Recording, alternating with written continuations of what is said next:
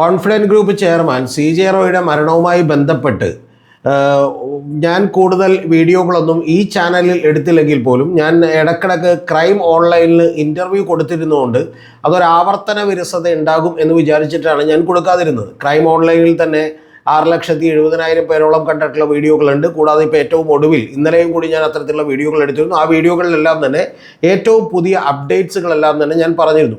കാരണം ഇനി നമുക്ക് കോൺഫിഡൻറ്റ് ഗ്രൂപ്പിൻ്റെ ചെയർമാനായിട്ടുള്ള ഡോക്ടറേറ്റ് ഒക്കെ ഉണ്ടായിരുന്ന അദ്ദേഹം മേടിച്ചതാണെങ്കിലും അതുണ്ടായിരുന്ന ഡോക്ടർ CJ റോയ് അദ്ദേഹം യഥാർത്ഥത്തിൽ ഇനി എന്തുകൊണ്ട് ആത്മഹത്യ ചെയ്തു എന്ന് പറയുന്ന ഒരു ചോദ്യത്തിൻ്റെ ഏതാണ്ട് എല്ലാ ഉത്തരങ്ങളും തന്നെ വെളിവായിരിക്കുന്നു. അത് ഞാൻ കഴിഞ്ഞ ദിവസങ്ങളിൽ തന്നെ ക്രൈമിൽ പറഞ്ഞതാണ്.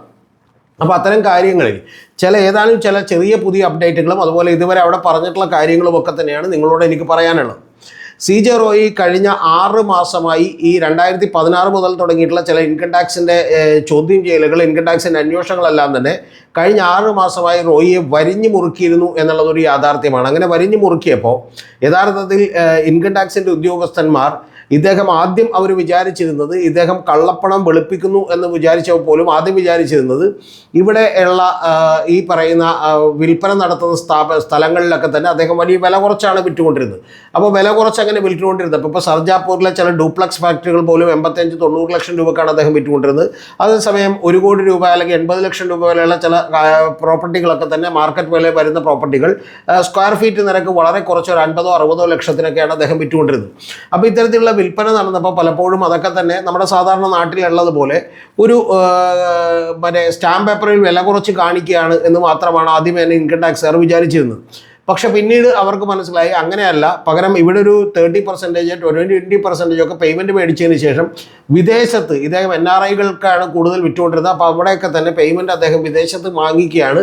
അപ്പോൾ ഇവിടെ നിന്ന് ടാക്സ് അബേറ്റ് ചെയ്തിട്ടും കാരണം ടാക്സ് അടക്കേണ്ടതില്ല എന്ന് പറയുന്ന ചില പരിപാടിയൊക്കെയാണ് നടന്നത്. അതുകൂടാതെ ആ പണം ഇവിടേക്ക് കൊണ്ടുവരുന്നു എന്ന് കൂടിയാണ് അവർ വിചാരിച്ചിരുന്നത്. പക്ഷെ പിന്നീട് കുറേ കൂടിയുള്ള വിശദമായിട്ടുള്ള അന്വേഷണങ്ങളിൽ മനസ്സിലാക്കിയ ഒരു കാര്യം എന്ന് പറയുന്നത് CJ റോയ് ബാങ്കിൽ നിന്നൊന്നും പണം കടമെടുത്തില്ലെങ്കിൽ പോലും വലിയ തോതിൽ ഇൻവെസ്റ്റേഴ്സിനെ ആകർഷിക്കുകയും ആ ഇൻവെസ്റ്റേഴ്സിനെ ആകർഷിച്ചുകൊണ്ട് തന്നെ അദ്ദേഹം കൃത്യമായിട്ട് അവരുടെ കയ്യിലെല്ലാം പണം മേടിക്കുകയും ചെയ്തിരുന്നു എന്നുള്ളതാണ് ഏറ്റവും പ്രധാനപ്പെട്ട കാര്യം.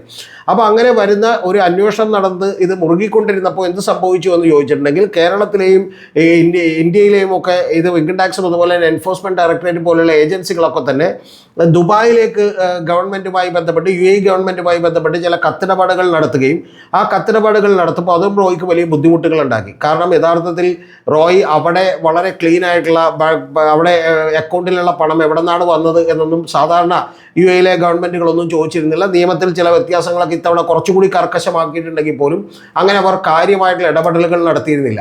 അപ്പോൾ അങ്ങനെ നടത്തിയപ്പോൾ പോലും റോയ്ക്ക് അവിടെ പിടിച്ചു നിൽക്കാൻ കഴിഞ്ഞത് ഇവിടെ നിന്നുള്ള ലാഭമാണ് ദുബായിലേക്ക് കൊണ്ടുവന്നിട്ടുള്ളത് എന്നാണ് പറയാൻ കഴിഞ്ഞിട്ടുള്ളത്. അപ്പോൾ അതുകൊണ്ട് തന്നെ വലിയ പ്രശ്നങ്ങളൊന്നുമില്ലാതെ പോയിക്കൊണ്ടിരുന്നപ്പോഴാണ് ഇൻകം ടാക്സിൻ്റെയും ADയുടെയും ഒക്കെ ചെന്ന് ചില കത്തിടപാടുകൾ, ചില നിർദ്ദേശങ്ങളൊക്കെ തന്നെ അവർക്ക് കിട്ടുകയും ചില അന്വേഷണങ്ങൾ നടത്തുകയും ഒക്കെ ചെയ്തപ്പോൾ അവിടെയുള്ള ഗവൺമെൻറ് കൂടി വളരെ കൃത്യമായിട്ട് ഈ റോയ്ക്കെതിരെ അവിടെയും അന്വേഷണം നടത്താനും ഇതിൻ്റെ സോഴ്സ് എവിടെയാണെന്ന് കണ്ടെത്താനും ഒക്കെ ശ്രമിക്കുകയുണ്ടായി.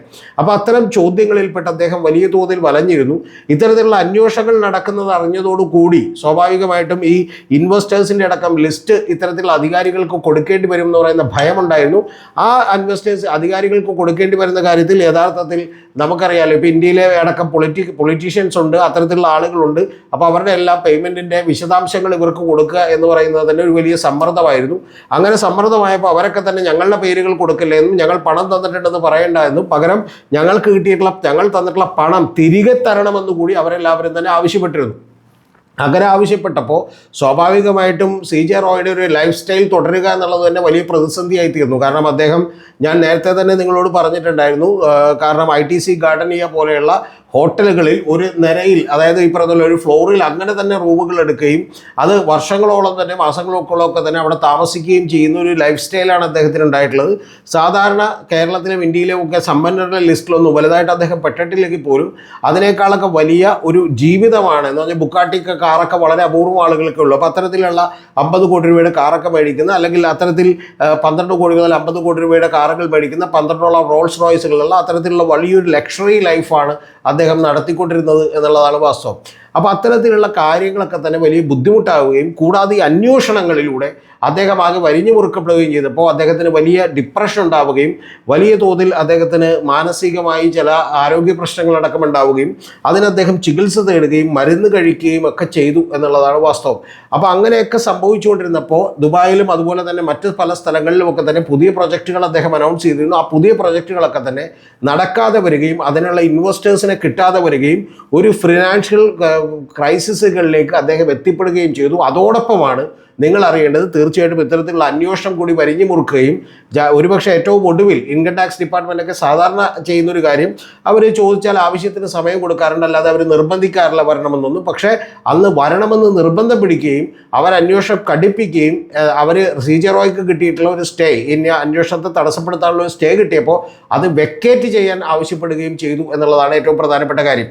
കൂടാതെ കേന്ദ്ര ഗവൺമെൻറ്റിൻ്റെ ഒരു പൊളിറ്റിക്കൽ രാഷ്ട്രീയ നേതൃത്വവും ഒക്കെ തന്നെ ഈ ഇൻകം ടാക്സ് ഡിപ്പാർട്ട്മെൻറ്റിന് വലിയ പിന്തുണ നൽകുകയും യഥാർത്ഥത്തിൽ ഈ സ്റ്റേ വെക്കേറ്റ് ചെയ്യാൻ വേണ്ടിയിട്ട് സോളിസിറ്റർ ജനറലിനെ പോലെ ഇന്ത്യയിൽ ഏറ്റവും ഈ പറഞ്ഞ പോലെ ഉന്നതനായിട്ടുള്ള അഡ്വക്കേറ്റ് ഒക്കെ തന്നെ വന്ന് സംസാരിക്കുകയും അതിൽ ഇടപെടുകയും ചെയ്തുകൊണ്ട് ഈ സ്റ്റേ വെക്കേറ്റ് ചെയ്യിപ്പിച്ചു എന്ന് പറയുന്നതുമൊക്കെ തന്നെ റോയിയെ ഞെട്ടിച്ചിരുന്നു. കാരണം അത്തരത്തിൽ ഒരു പൊളിറ്റിക്കലായിട്ടുള്ള ഒരു രാഷ്ട്രീയമായിട്ടുള്ള ഒരു നിർദ്ദേശവും അതുപോലെ പിന്തുണയും ഒക്കെ തന്നെ ഇൻകം ടാക്സിനും എൻഫോഴ്സ്മെൻറ്റ് ഡയറക്ടറേറ്റിനും ഒക്കെ ഉണ്ട് എന്നുള്ളത് വ്യക്തമായിരുന്നു. അതുകൊണ്ട് തന്നെ മറ്റേതെങ്കിലും തരത്തിൽ ഇതിൽ നിന്ന് രക്ഷപ്പെടാനുള്ള സാധ്യതകൾ കുറവാണ് എന്ന് മനസ്സിലാവുകയും അദ്ദേഹം അതുകൊണ്ട് ഏറ്റവും ഒടുവിലായി നിരവധി ഡയറി കുറിപ്പുകളും അതുപോലെ തന്നെ കുറിപ്പുകളും എഴുതി വെക്കുകയും എന്താണ് അടുത്ത ബിസിനസ് ഞാൻ ഇല്ലാതായി പോയാൽ നടത്തേണ്ടത് എന്നുള്ളതിനെക്കുറിച്ച് ഏതാണ്ട് മാസങ്ങളോളമായി ആഴ്ചകളായി അദ്ദേഹം ചിന്തിക്കുകയും ഒക്കെ ചെയ്യുന്ന ഒരു ലെവലിലേക്ക് എത്തിയിരുന്നു. അങ്ങനെ എത്തിയതിൻ്റെ പരിണാമമായിട്ടാണ് അദ്ദേഹം പലപ്പോഴും ഞാനില്ലെങ്കിൽ നീ എങ്ങനെ ജീവിക്കും എന്നുള്ളത് ഭാര്യയോട് ചോദിക്കുകയും കൂടാതെ ഇല്ലെങ്കിൽ ബിസിനസ് എങ്ങനെയാണ് നടത്തേണ്ടതെന്ന് പറയുകയും ഏറ്റവും ഒടുവിൽ കൊടുത്തിട്ടുള്ള ഇൻ്റർവ്യൂകളിൽ പോലും ഞാനിപ്പോൾ ഒരു പ്ലെയിൻ ക്രാഷായി മരിച്ചു പോകാൻ പോലും ഞാൻ സംതൃപ്തനാണ്, കാരണം എൻ്റെ ബക്കറ്റ് ലിസ്റ്റും ഡ്രം ലിസ്റ്റും എല്ലാം കഴിഞ്ഞു എന്ന് പറയുകയും ചെയ്തത്. അതുകൊണ്ട് ഏതാണ്ട് ഈ പറയുന്ന പോലെ പരിപൂർണമായും തന്നെ CJ റോയുടെ മരണത്തിലുള്ള ദുരൂഹതകൾ മാറിയിരിക്കുന്നു. അദ്ദേഹത്തെ സംബന്ധിച്ചോളം അദ്ദേഹം ഇൻവെസ്റ്റ്മെൻറ്റ് മേടിച്ചവർക്ക് പണം തിരികെ കൊടുക്കാറുണ്ടായിരുന്നു എന്നുള്ളതൊക്കെ വാസ്തവമായിട്ടുള്ളൊരു കാര്യമാണ്. പക്ഷേ ആ ഇൻവെസ്റ്റ്മെൻറ്റുകൾ തരുന്ന ആളുകൾ ആരാണെന്ന് വെളിപ്പെടുത്താനോ അതെല്ലാം തന്നെ വൈറ്റായി മേടിച്ചതാണോ എന്നൊന്നും അവകാശമില്ല. കാരണം അങ്ങനെ ഉണ്ടെങ്കിൽ അത് തിരികെ കൊടുക്കാനോ അല്ലെങ്കിൽ ഈ പ്രശ്നങ്ങളിൽ ക്രൈസിസിൽ പെട്ടുപോയാൽ ഇനി അത് തിരികെ കൊടുത്തില്ലെങ്കിൽ പോലും CJ റോയ്ക്ക് വലിയ പ്രശ്നങ്ങളൊന്നും അഭിമുഖീകരിക്കേണ്ടി പറ്റില്ലായിരുന്നു. പക്ഷേ ഇത്തരത്തിലുള്ള വലിയ പ്രശ്നങ്ങളിലേക്ക് CJ റോയ് എത്തിച്ചേർന്നിരുന്നു എന്നുള്ളതാണ് ഏറ്റവും പ്രധാനപ്പെട്ട വസ്തുത. അതുകൊണ്ടാണ് CJ റോയ് ഏറ്റവും ഒടുവിൽ അതീവ ദുഃഖത്തോടുകൂടിയും സമ്മർദ്ദങ്ങളുടെ അടിപ്പെട്ടും അദ്ദേഹം ജീവനൊടുക്കാൻ തീരുമാനിച്ചത്.